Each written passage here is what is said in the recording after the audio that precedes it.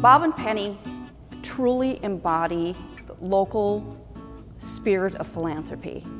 Their giving to education, to health and wellness, to the arts, to downtown, and to the region is so admirable. I have yet to see any two individuals, Bob and Penny, that were more willing to be able to pitch in and help when other people maybe didn't want to step up to that kind of a commitment. They've just taught me to be generous, because with being generous, you get so much out of it, both you and the people that you're giving to.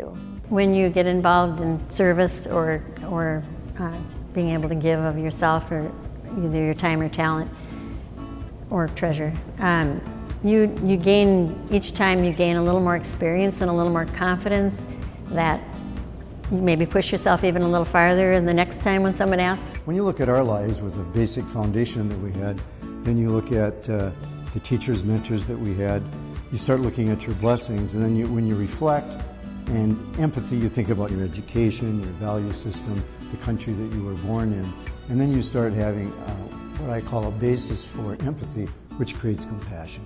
And I think the compassion is the piece that inspires. Whether it was from the Mardi Gras, helping out blowing up balloons at a very young age, to driving with my mom in the car to deliver Meals on Wheels. We were always involved and always helping others. They're fully embedded in this community, and they believe that giving is, in whatever way, shape, and form that might take, is everybody's responsibility.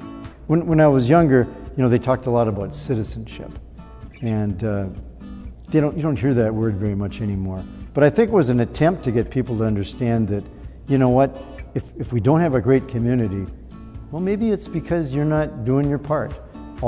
Everything is hooked together. He's at a point in his life where he loves golf. He could be spending all of his time with family and grandchildren in golf. But he's decided in 2011 to be the first board chair of the Greater St. Cloud Development Corporation. And that role has been an enormous amount of time and work. My work with the GSDC has been kind of the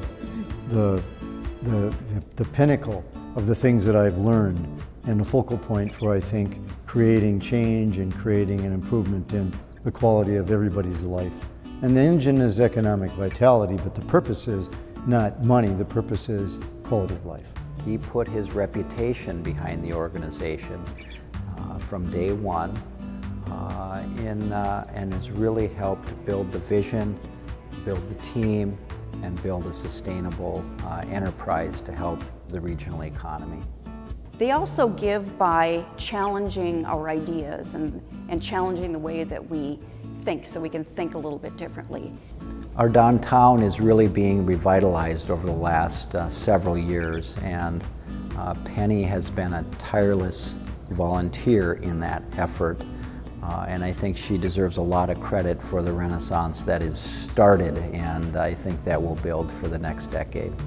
We've had a lot of successes, and there's a lot of other things in the community that are happening at the same time now, and so I still see lots to be done, and we're hoping to continue the progress. It's easy to give when you realize how blessed you are, and your values say it's the right thing to do.